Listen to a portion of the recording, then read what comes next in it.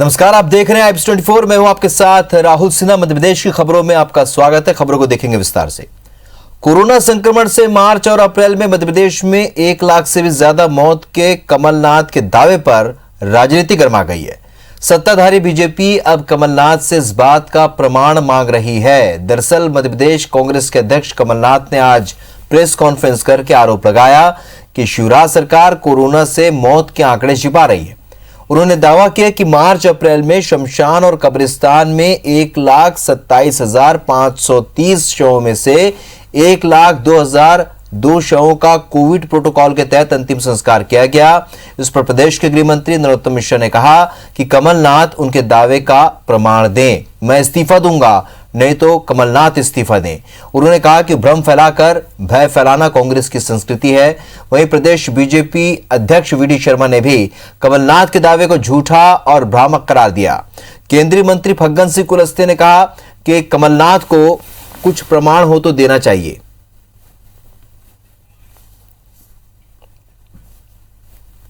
Covid की मृत्यु की जो मापदंड है ये बनावटी है, ये फर्जी है, ये दबाने के लिए है, छिपाने के लिए है। पर मैंने इसका हिसाब लगाया है। बहुत सारे जिलों से तो आंकड़े आ गए। इसमें ग्रामीण क्षेत्र भी है, शहरी क्षेत्र भी है, और हमने फोन पर ही आंकड़े मंगाए। 1 लाख से ज्यादा मार्च और अप्रैल में मध्य प्रदेश में मृत्यु हुई। एक संवैधानिक पद पर बैठा व्यक्ति भ्रम फैलाए, झूठ बोले और लगातार झूठ पर झूठ बोले, ये चिंता की बात है और निंदा की भी बात। कल्पना कर सकते हैं आप, एक का भी प्रमाण उनके पास है तो वो रखें, प्रमाण के साथ रखें। अगर हिम्मत है कमलनाथ जी तो आप प्रमाण रखो या इस्तीफा दो, और आप प्रमाण रखोगे तो मैं इस्तीफा दूंगा। वो ये बताएं कि उन्होंने, उनके कार्यकर्ताओं ने, उनके बेटे सांसद हैं, किन्हीं गरीबों को, किन्हीं 2 भूखे लोगों को भोजन के 2 पैकेट दिए हैं क्या? आप केवल लाशें गिनने का काम कर रहे हैं। ये शर्म आनी चाहिए उनको। कमलनाथ जी को कोई अधिकार नहीं है कि वो कोरोना पर एक शब्द भी कहें, क्योंकि कोरोना जब शुरू हुआ था तब हमारी सरकार नहीं थी, कमलनाथ जी की सरकार थी। और उस समय कमलनाथ जी कोरोना के बजाय आईफा अवार्ड आयोजित करने में लगे थे। देखिए, कांग्रेस पूरी तरह से गैर जिम्मेदारी का बर्ताव कर रही है, क्योंकि कांग्रेस ऊपर से लेकर नीचे तक आपदा में जिस प्रकार से उसका बर्ताव है वो अपने आप को आत्मघाती तरीके से प्रस्तुत कर रहे हैं। चलिए बढ़ते आगे और आपको आज कोरोना का अपडेट मध्य प्रदेश में बता देते हैं। आज 4,384 कोरोना मरीज मध्य प्रदेश में मिले हैं। मध्य प्रदेश में पिछले 24 घंटे में 79 मरीजों की मौत हुई है। मध्य प्रदेश में आज 9,405 मरीज स्वस्थ भी हुए हैं और अब तक 7,57,119 संक्रमित पाए गए। अब तक 7,394 मरीजों की कुल मौत हुई है। मध्य प्रदेश में एक्टिव मरीजों की संख्या इस वक्त 67,625 है। अब तक 6,82,100 मरीज स्वस्थ हो चुके हैं।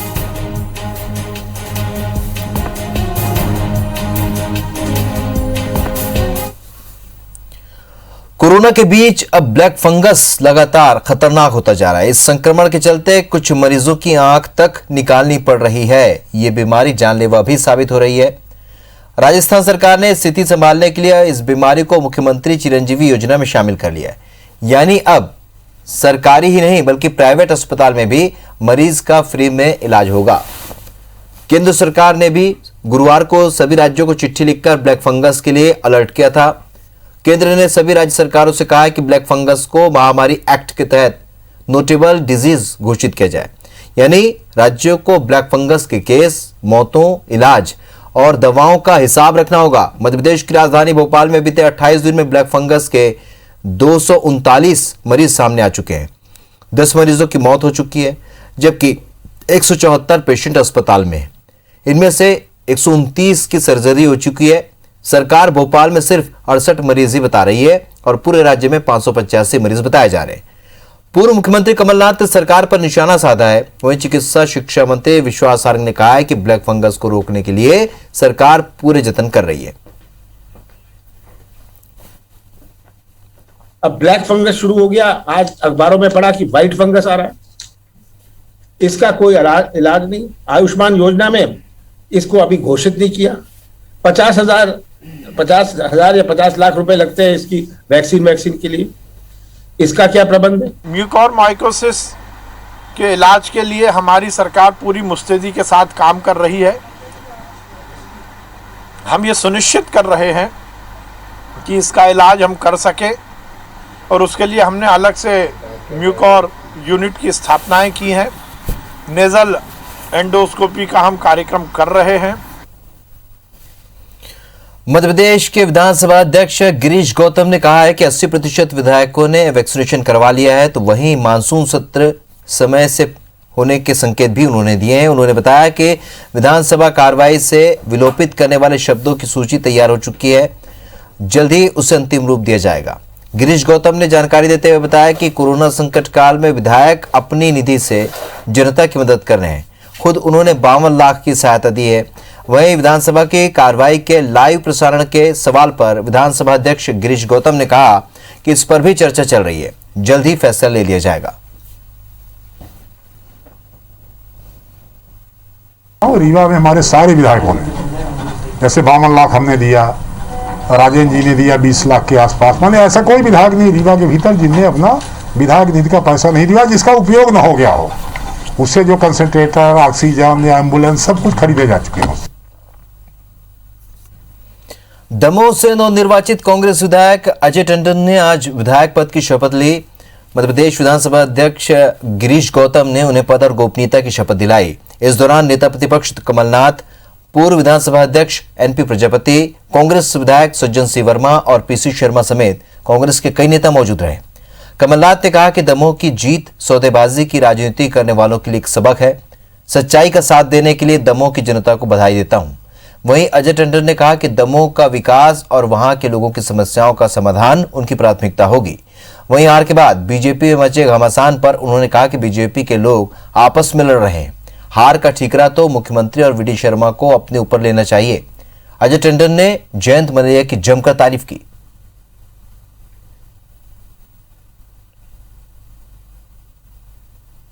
दमोह का उपचुनाव हुआ, इसमें कांग्रेस के श्री अजय टंडन जी विजयी हुए और चूंकि विधानसभा सत्र का अभी बुलाया जाना संभव नहीं दिखाई पड़ता, विधानसभा में ही शपथ करा सकते थे, परंतु संभव नहीं था, इसलिए कांग्रेस के आग्रह पर उनके निर्वाचित विधायक की शपथ हो जाए, इसलिए आज शपथ के लिए उनको बुलाया गया था। सौदेबाजी की राजनीति को पराजित करने का परिणाम था।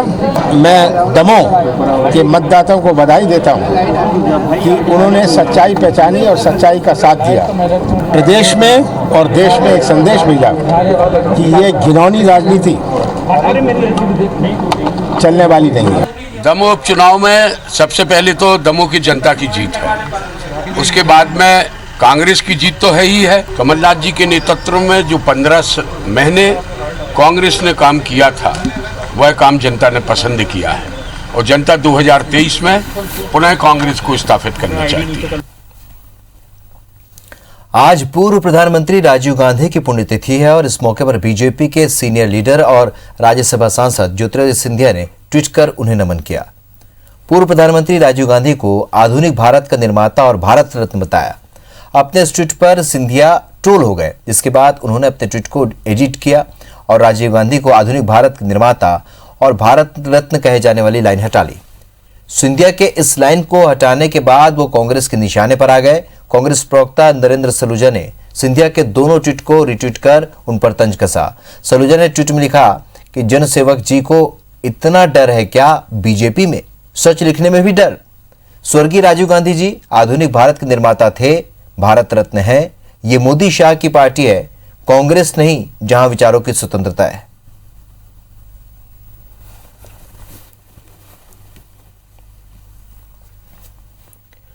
इंदौर में कोरोना संक्रमण की चेन को तोड़ने के लिए 10 दिन की सख्ती के बाद जून में राहत दी जाएगी। साथ ही लॉकडाउन की इस अवधि में कंटेनमेंट जोन की पहचान करने पर जोर है। कलेक्टर मनीष सिंह ने शुक्रवार को रेसिडेंसी कोठी में अधिकारियों के साथ बैठक ली, जहां पर कंटेनमेंट एरिया बनाकर सख्ती करना, स्क्रीनिंग करने का निर्णय लिया गया, जिससे 31 मई तक इन इलाकों में सुधार आ जाए। कलेक्टर मनीष सिंह ने बताया कि 1 जून से शहर को कर्फ्यू से मुक्ति मिलेगी। वहीं बीजेपी के राष्ट्रीय महासचिव कैलाश विजयवर्गीय ने ट्वीट कर 28 मई तक दुकानों को बंद करने के निर्णय का विरोध किया है।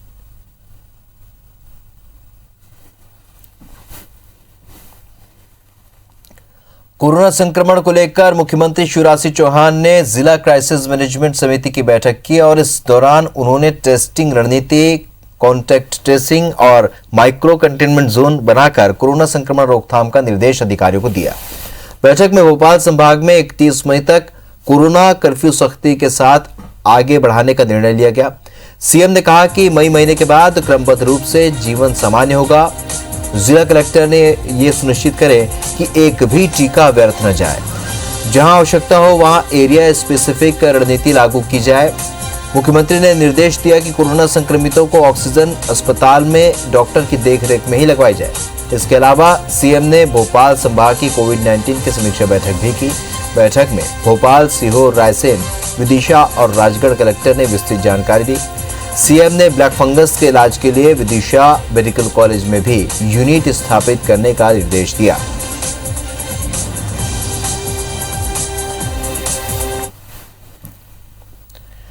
खंडवा में भाजपा से विधायक देवेंद्र वर्मा की भतीजी मोनिका का वैवाहिक कार्यक्रम का तामझाम देखकर तो लगता नहीं कि किसी कोरोना नाम की बीमारी से हम जूझ रहे हैं। शादी के कार्ड पर दर्शनाभिलाषी, स्वागत करने वाले और विनीत से आभार जताने वालों की सूची में जो नाम देखकर ही आपका दिमाग चक्कर खा जाएगा। और ये आलम तब है जब देवेंद्र वर्मा को खंडवा आपदा नियंत्रण समिति का अध्यक्ष बनाया गया। जब मुख्यमंत्री विधायकों से अपने अपने क्षेत्र में विवाह रुकवाने के लिए निवेदन करते हैं, तब ऐसे में विधायक खुद की सगी भतीजी का विवाह नहीं टाल सकते। लेकिन किसी ने खंडवा जिला प्रशासन को इसकी सूचना दे दी, जिसके बाद खंडवा एसडीएम, खंडवा सीएसपी सहित तमाम प्रशासनिक अधिकारी मौके पर पहुंचे तो सही, लेकिन उस लिहाज से नहीं जिस लिहाज से कार्रवाई होना चाहिए। हालांकि प्रशासन जरूर ये दावे कर रहा है कि कार्यक्रम को सीमित कर दिया गया है। मोगढ़ थाना क्षेत्र अंतर्गत जो जूनी इंदौर लाइन में एक मकान है, वहाँ पर हमें टेंट लगे होने की सूचना मिली थी। मौके पर प्रशासन की टीम और हमारी टीम पहुंची और उनको जो टेंट लगा हुआ था उसको निकाला गया और उनको समझाइश दी गई कि सीमित व्यक्तियों में ही वो आयोजन करें। अभी उनको टेंट निकाल के नोटिस दिया गया है और अग्रिम कार्रवाई की जाएगी। कोरोना की दहशत के चलते शादी और दूसरे कई समारोह पर रोक लगी हुई है, मगर भिंड से जो तस्वीर सामने आई है उसे देखने के बाद आपको भी गुस्सा आ जाएगा और हैरानी भी होगी। दरअसल भिंड के कचनाव गांव के रहने वाले राजेश बघेल के घर पर बच्चे का जन्मदिन था और इस अवसर पर ग्वालियर से गिरिराज पहलवान के साथ कुछ लोकगीत कलाकार बुलाए गए थे। और हैरानी की बात तो ये कि बर्थडे पार्टी के इस आयोजन में भीड़ इकट्ठी करने के लिए फिल्म शूटिंग कराई गई। इसमें युवक हथियार लेकर चढ़ गए और जमकर हथियार लहराए। इतना ही नहीं, डकैत रामबाबू गुर्जर की जय जयकार के नारे भी लगाए गए। कुछ सीन गांव के नजदीक बीहड़ में भी फिल्माए गए। ये नजारा देखने के लिए 400 से भी अधिक ग्रामीण इकट्ठा हो गए। जैसे ही इस बात की जानकारी पुलिस को लगी, तत्काल पुलिस मौके पर पहुंची। पुलिस को देखकर लोग भागने लगे। पुलिस ने आयोजक और गिरिराज पहलवान के खिलाफ लॉकडाउन उल्लंघन का मामला दर्ज किया है, लेकिन पुलिस की इस कार्रवाई पर भी सवाल खड़े हो रहे हैं कि जब युवा बेखौफ होकर हथियार लहरा रहे थे तो उनके खिलाफ कानूनी कार्रवाई क्यों नहीं की गई। फिलहाल मामला तूल पकड़ने के बाद पुलिस के वरिष्ठ अधिकारी मामले की जांच के बाद कार्रवाई की बात कह रहे हैं।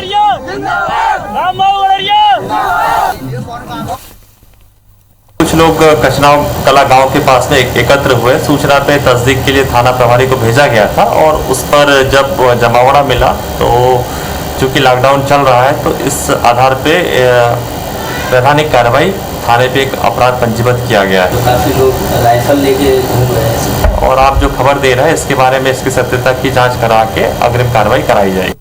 रुक करेंगे खजुराहो से मिल रही बड़ी खबर का, जहां पर दो दुकानदारों के बीच जमकर लाठी डंडे चले हैं। ग्राहक को लेकर दुकानदारों के बीच विवाद शुरू हुआ। कपड़ा दुकानदारों के बीच विवाद का वीडियो वायरल हो रहा है। विवाद की सूचना मिलते ही पुलिस मौके पर पहुंची। राजनगर थाना क्षेत्र के राजा मार्केट की यह घटना है। ये तस्वीर आप देख रहे हैं, ये वीडियो जो कि अब सोशल मीडिया पर वायरल हो रहा है। खजुराहो से बड़ी खबर, जहां पर दुकानदारों के बीच लाठी और डंडे चले। ग्राहक को लेकर दुकानदारों के बीच विवाद शुरू हुआ और कपड़ा दुकानदारों के बीच विवाद का वीडियो वायरल हो रहा है। तो विवाद की सूचना मिलते ही पुलिस मौके पर पहुंची। राजनगर थाना क्षेत्र के राजा मार्केट की घटना है।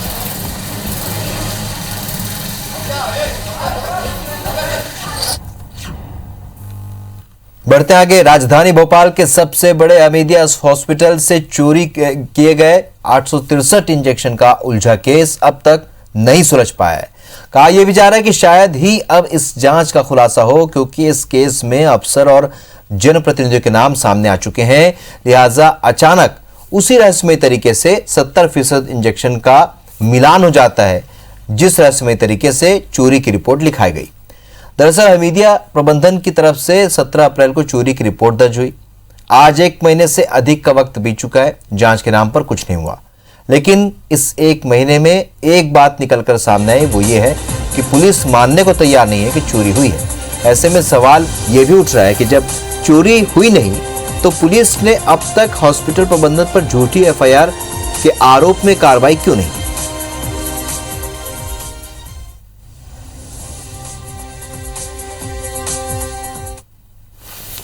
जो हम लोगों की स्थिति पहले थी, हम अभी भी वही कह सकते हैं कि पहले के जो तथ्य हैं वो यही है कि उनका कहना था कि 60 से 70% मेडिसिन का उनका मिलान हो गया है, जो उन्होंने डिस्ट्रिक्ट्स में सप्लाई कर दिए थे और उसको जो है रिपोर्ट कर दिया था। इसीलिए अभी जो है उनको फिर भी समय हम लोगों ने फिर से नोटिस दिया है कि बहुत जल्द अपना मिलान पूर्ण करें और हमारा जो एविडेंस है उससे हमें जो है अवगत कराएं। कोरोना लॉकडाउन और कर्फ्यू के दौरान बेरोजगार हुए असंगठित क्षेत्र के मजदूरों और कर्मचारियों को राहत देने की मांग पर दायर एक जनहित याचिका पर जबलपुर हाईकोर्ट ने सुनवाई की और केंद्र और राज्य सरकार के खिलाफ नोटिस जारी कर जवाब मांगा है। हाईकोर्ट ने मामले में रिजर्व बैंक ऑफ इंडिया समेत नेशनल डिजास्टर मैनेजमेंट अथॉरिटी को भी नोटिस जारी कर जवाब तलब किया है। हाईकोर्ट में यह याचिका महाकौशल असंगठित कर्मचारी संघ की ओर से दायर की गई है। याचिका में मांग की गई है कि सरकार लॉकडाउन और कोरोना कर्फ्यू में बेरोजगार हुए श्रमिकों और उनके परिजनों को मुआवजा दे। साथ ही साथ याचिका में सरकार को असंगठित क्षेत्र के मजदूरों और कर्मचारियों के लिए राहत योजना बनाने के निर्देश देने की मांग की गई है। याचिका में राहत राशि और कम दरों में लोन की मांग भी की गई है।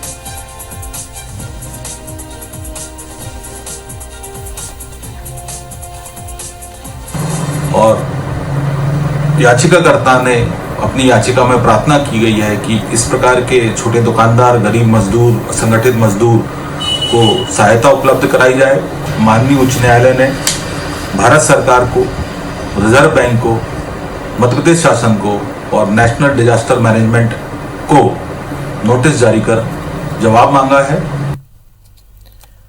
जबलपुर पुलिस की SIT नकली इंजेक्शन मामले में आरोपी सरबजीत सिंह मोखा के काले कारनामे के लगातार खुलासे कर रही है और SIT की जांच में पता चला है कि सरबजीत सिंह मोखा के सिटी अस्पताल में कोरोना इलाज के लिए भर्ती 209 मरीजों को नकली रेमडेसिविर इंजेक्शन लगाए गए थे, जिनमें से 9 मरीजों की इलाज के दौरान मौत हो चुकी है। इसके साथ ही SIT ने वो सबूत भी बरामद किए हैं जिसमें यह बात सामने आई है कि सरबजीत सिंह मोखा ने अपने कंप्यूटर की हार्ड डिस्क से छेड़छाड़ की है। वहीं इस बात का भी पता चला है कि सरबजीत सिंह मोखा ने कई दस्तावेज भी गायब कर दिए हैं। पुलिस अब इस मामले में अस्पताल के अकाउंट की भी जांच करेगी। वहीं भोपाल की टीम ने परिवार के मोबाइल और अस्पताल के कंप्यूटर की जांच की है। पुलिस का कहना है कि जेल में बंद सरबजीत सिंह मोखा की कोरोना रिपोर्ट निगेटिव आते ही फिर से उसे रिमांड पर लेकर पूछताछ की जाएगी।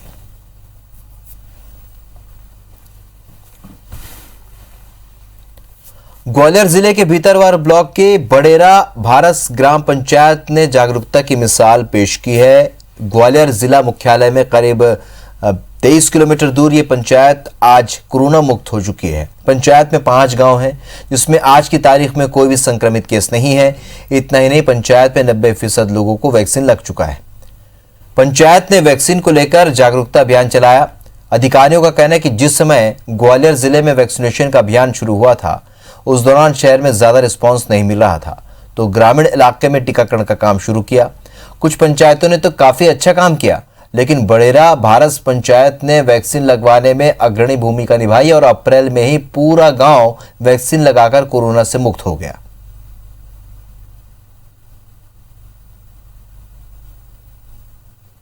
चार लोग पॉजिटिव हो गए, 4 लोगों में इनकी भी नेगेटिव रिपोर्ट आ गई है और इस समय कोई भी एक भी मरीज हमारे यहाँ पूरी सैंपलिंग करवाई हमने, मतलब 500 से ऊपर सैंपलिंग हो गई है, तो उसमें अब कोई पॉजिटिव नहीं आ रहे हैं। कोरोना से कैसे बचे रहे आप लोग? मास्क लगा के रहते हैं, सभी बच्चे बड़े लोग सभी मास्क लगा के रहते हैं। और वहाँ पे पंचायत के जो सरपंच हैं और जो हमारे दूसरे लोग हैं उनमें बहुत जागरूकता है और लोग खुद अपना एग्जाम्पल सेट करते हैं। आप कभी इस गांव में जाएंगे तो क्वालिटी ऑफ वर्क देखिएगा, आपको लगेगा कि पंचायत इस लेवल पे काम कर सकती है। बहुत अच्छा काम अभी किया उन्होंने, अब करोड़ों को लेकर अभी स्थिति बहुत कंट्रोल में है। गुना के बीनागंज पखरियापुरा पर लोगों ने नेशनल हाईवे पर चक्का जाम कर दिया। दरअसल क्षेत्र के ग्रामीणों ने जिला सहकारी बैंक में 95 लाख रुपए की राशि जमा की थी, जिसकी एफडी रिसीव उनके पास है, लेकिन बैंक प्रबंधन ने जब पैसा देने से मना कर दिया तो ग्रामीण परेशान हो गए। हालांकि पुलिस ने इस मामले में केस दर्ज कर बैंक प्रबंधन से जुड़े एक व्यक्ति को गिरफ्तार कर जेल भेज दिया है, लेकिन ग्रामीणों की मांग है कि उनका पैसा वापस दिलाया जाए। ग्रामीणों ने इसके लिए कलेक्टर से भी गुहार लगाई, लेकिन जब समस्या का समाधान नहीं हुआ तो ग्रामीणों ने हाईवे जाम कर दिया। बाद में मौके पर पहुंचे एसडीएम की समझाइश पर जाम हटाया गया।